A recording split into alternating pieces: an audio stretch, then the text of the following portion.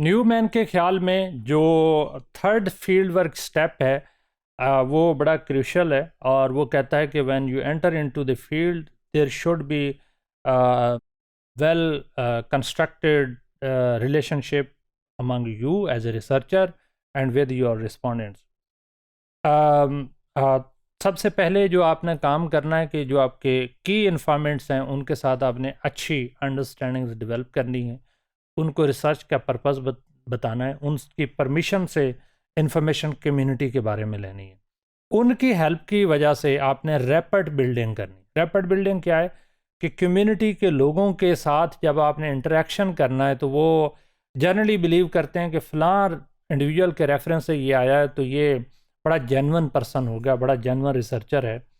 फिर आपने उनके इंटरेस्ट को स्पार्क करना है और उनको कॉन्फिडेंस देना है कि आपकी जो इन्फॉर्मेशन है वो प्राइवेट इन्फॉर्मेशन रखी जाएंगी, उनको किसी थर्ड पार्टी के साथ शेयर नहीं किया जाएगा, आपकी पर्सनल इन्फॉर्मेशन को डिस्क्लोज नहीं किया जाएगा। I personally, despite of the fact, I am very thankful to my key informants, but still I am unable to give the credit them because that would be the breach of the confidentiality. So मेरे जितने भी respondents हैं मैं उनसे भी माजरत करता हूँ, और ख़ास तौर पे की इन्फॉर्मेंट से। अगर आप ये वीडियो देखें तो प्लीज़ बेयर विद मी, लेकिन मैंने आपकी कॉन्फिडेंशियली मेंटेन करने के लिए आपकी तारीफ़ नहीं की, पर थैंक यू वेरी मच। फिर आपने रैपिड बिल्डिंग में कॉन्फिडेंस होना चाहिए, इंतहाई प्रोफेशनल रिलेशनशिप होने चाहिए, और उनके not personal matters but community matters में आपकी इन्वॉल्वमेंट होनी चाहिए। यानी अगर वहाँ पे कबड्डी का मैच हो रहा है तो आप एज ए कीन ऑब्जर्वर चले जाएं, वहाँ फुटबॉल का मैच हो रहा है तो एज ए कीन ऑब्जर्वर चले जाएं, क्रिकेट का मैच हो रहा है तो वहाँ जाएं, कहीं पे कोई निकाह हो रहा है, शादी हो रही है तो वहाँ उनकी परमिशन से, इजाज़त से जाएं। कहीं पे कोई गमी हो गई है तो आप एज ए प्रोफेशनली, ये आपकी रिस्पॉन्सिबिलिटी भी है कि आप उसका हिस्सा बने, और उससे क्या होगा कि आपका कंफर्ट जोन बिल्ड होगा, कॉन्फिडेंस बढ़ेगा। कंफर्ट जोन, लोग अपनी बात करते हुए हिचकिचाएंगे नहीं, वो कहेंगे ये हमारे जैसा ही तो है, हम जैसे ही तो इसकी हैबिट्स हैं, ये हमारी किसी चीज़ को ब्रीच नहीं करेगा, बल्कि ये हमारी इंफॉर्मेशन को कहीं पे डिस्क्लोज भी नहीं करेगा। तो कल्चरल इवेंट्स में आपने हिस्सादार बनना है, और फिर रिलेशनशिप टाइज, आपने अच्छे क्वालिटी रिलेशनशिप बिल्ड करने, not false promises, no lies, nothing, be honest, tell them frankly this are your limits, these are your domain of work, and people are very generous, they understand it.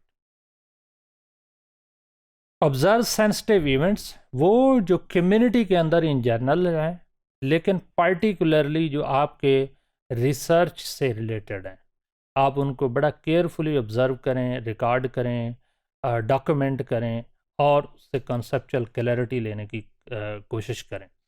और जिस चीज़ की समझ नहीं आ रही, ask for clarification, लोगों से, यानी वहाँ कम्युनिटी से पूछें, रेलिवेंट लोगों से पूछें। अगर किसी ने कोई एक टर्म यूज़ की है, न्यू है, यूनिक है, या जार्गन यूज़ किया है, या ऐसा टर्म यूज़ किया जो आपने पहली दफ़ा सुनी हो, तो आपने उनसे रिक्वेस्ट करना है, sorry but I don't understand this term, what does it mean. पहले तो वो थोड़ा शर्माएंगे अगर सेंसिटिव होगी, फिर उसके बाद वो आपको एक्सप्लेन करने की कोशिश करेंगे, बताने की कोशिश करेंगे। Always be a passive observer. आप एक्टिव ऑब्जर्वर के तौर पे देखेंगे तो हो सकता है वो आपको समझें कि आप गेजिंग कर रहे हैं, जो कि एक किस्म का क्राइम भी है। अगर आप पैसिव एक्टिव, यानी be careful when you are observing, जिसे हम कहते हैं ना कि आंख चुरा के देखना, तो वो आपने काम करना है। देखना लाजमी है, लेकिन आपने इस तरह से देखना है कि कोई दूसरे लोग उससे डिस्कम्फर्ट ना फील कर रहे हो, बुरा ना महसूस करें, बल्कि वो समझें कि आप इन सारी चीज़ों को खुद ही अंडरस्टैंड करते हैं। लेकिन बी केयरफुली कि जब आप प्राइवेट सेटिंग में किसी दूसरे के साथ, यानी की इन्फॉर्मेंट के साथ हों, तो क्लैरिटीज़ वहाँ से लें। पब्लिकली भी you can ask the clarity, but अगर कोई बहुत सेंसिटिव इशू है तो फिर आपने अपने की इन्फॉर्मेंट से ये इन्फॉर्मेशन लेनी है, या गेट कीपर भी कैन हेल्प यू। और हमेशा नॉन थ्रेटनिंग एनवायरनमेंट आपने रखना है, बी कंफर्टेबल, रिलैक्स, ओपन, और इस तरह से कि जो भी आपको इन्फॉर्मेशन आ रही है आपके लिए नॉर्मल है। ना सिर्फ आपने थ्रेट दूसरों को देना है, नहीं नहीं मुझे इन्फॉर्मेशन दें, मैं नहीं तो ये कर दूंगा, ये तो कभी भी ज़िंदगी में रिसर्च में नहीं करने, जनरली तो लाइफ में भी नहीं करना चाहिए, लेकिन रिसर्च में बिल्कुल नहीं।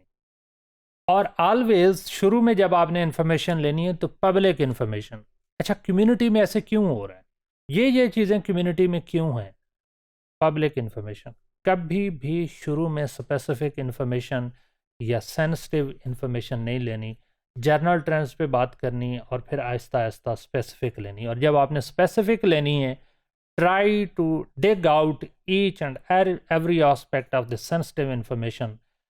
इंटीमेट रिलेशनशिप के बारे में हो सकता है, पब्लिक इमेजेस के बारे में हो सकता है, सोशल प्रोसेसेस के बारे में हो सकता है, but take them carefully, observe them and write them. Always observation and writing. Observation and writing. This should be part and parcel of your fieldwork activity.